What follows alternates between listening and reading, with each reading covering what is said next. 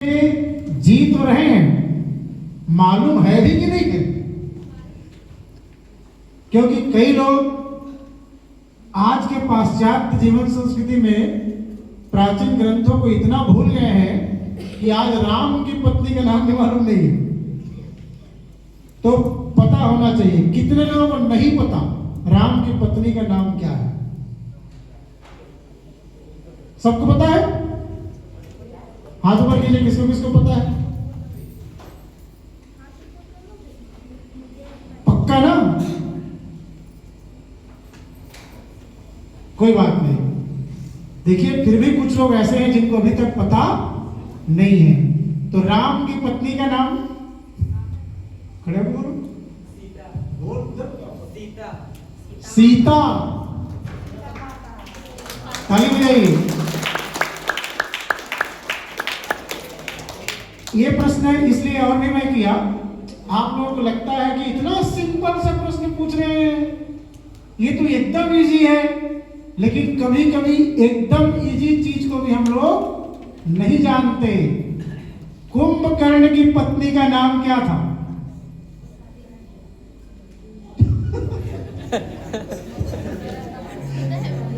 बताइए, कोई भी पीछे से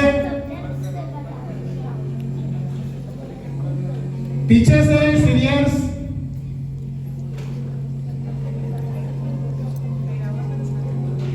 नहीं जानते? बोलो भारत माता की।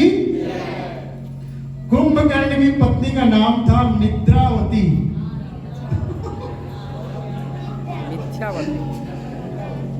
रामायण में जब कुंभकर्ण मर गए, उनको मार दिया गया, तो निद्रावती बहुत गुस्से में हो गई।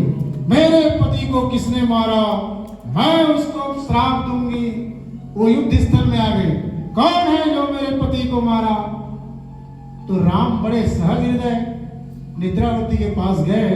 बोले, माता जी, ये धृष्टता मैंने किया है, आप मुझे जो चाहे सजा आप दे दें। तो निद्रावती ने राम को एक श्राप दिया। क्या श्राप दिया? राम, जा, मैं तुझको श्राप देती हूं।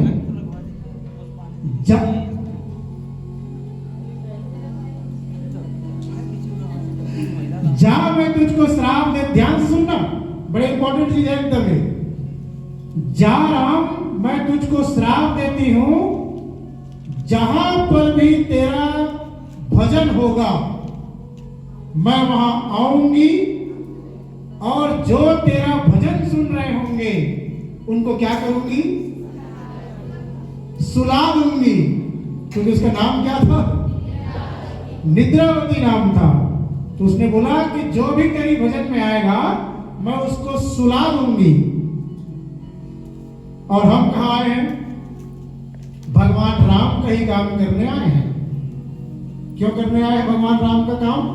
भगवान राम का एक कथन है, निशिचर हीन करो मही भुज उठाए प्रण ले। मैं इस दुनिया से निशाचरों को समाप्त कर दूंगा। ऐसा प्रण किसने लिया? राम ने लिया। और हम भी एक प्रण करके आए हैं। कौन सा? हम बदलेंगे, हम सुधरेंगे, वही काम यहां करने आए हैं। तो निश्चित रूप से निद्रावती यहां भी आई होगी। वो आ गई है, और मुझे मालूम है वो हमारे बच्चों को सुलाने का प्रयास कर रही है। मत सुनो इनकी बातों को, मत सुनो, सो जाओ, मत सुनो। तो निद्रावती भी ऐसा प्रयास करती है। तो राम ने पूछा, माता, श्राप तो तुमने दे दिया, ये श्राप से उबरा कैसे जाए? बोले, जहां हनुमान आएंगे और चुटकी बजाएंगे वहां से मैं भाग जाऊंगी। इसीलिए भगवान बजरंगबली का एक भजन आता है, बजाए जादू प्यारे हनुमान चुटकी, बजाए जादू प्यारे हनुमान चुटकी। तो हम लोग हनुमान चुटकी नहीं बजा पाते, हम लोग बार बार गीत गाते हैं ताकि आप लोगों की नींद जो है भाग जाए और निद्रावती यहाँ से चली जाए। आइए गीत सुनते हैं, फिर इसके बाद कार्यक्रम की ओर आगे बढ़ेंगे। बोलिए भारत माता की जय। पुनः एक साथ एक स्वर्णिम गायत्री मंत्र उगते हुए स्वर्णिम सविता देवता का ध्यान करें, भाव करें हम बाहर भीतर से तेजों में ओजोमय बने।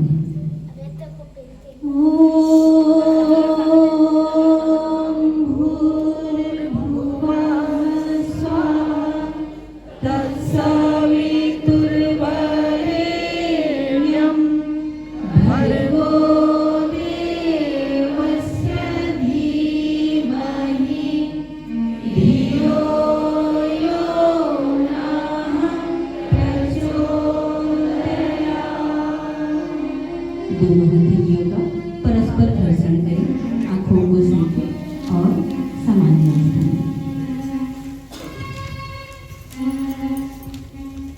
वास्तव में अभी परिस्थितियां विपरीत चल रही हैं और हम बिल्डिंग तो बड़े बड़े बना लिए हैं, 4 मंजिला 5 मंजिला, मगर जो हमारा हृदय है वो संकुचित हो गया है।